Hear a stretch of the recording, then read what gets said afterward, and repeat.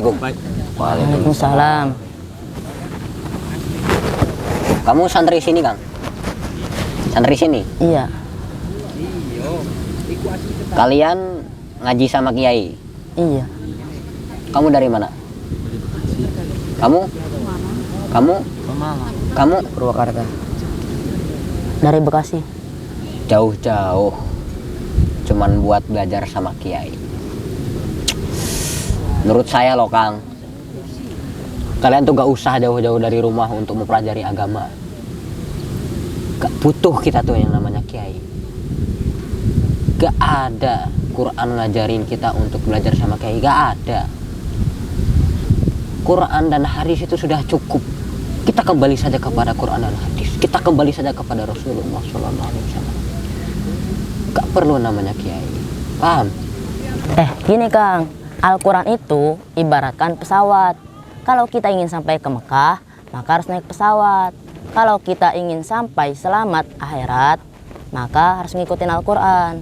Nah, iya kayak gitu. Itu yang saya maksudkan. Cukup dengan Al-Quran kita akan selamat. Tunggu sebentar Kang. Cuman pesawat itu tak akan bisa terbang tanpa pilot. Begitupun Al-Quran. Al-Quran nggak bisa bunyi sendiri. Al-Quran juga harus ada yang membaca, harus ada yang mengajarkan. Dan yang membaca, mengajarkan Al-Quran itu para ulama. Ya kalau begitu, baca sendiri saja, kan bisa. Kita bisa pelajari sendiri. Gimana? Hah? Bentar Kang, tidak semua orang bisa menjadi pilot dengan hanya membaca buku panduannya saja.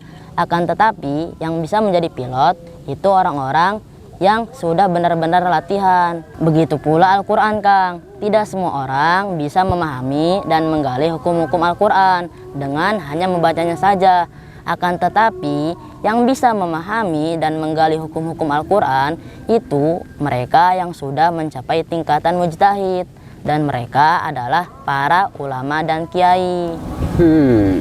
Begitu rupanya ya. Nah, kita sebagai orang umum ketika ingin naik pesawat, maka harus mengikuti arahan pilot, pramugari. Gak usah ingin menjadi pilot. Begitupun kita orang awam. Sebagai orang awam, kita harus mengikuti arahan kiai.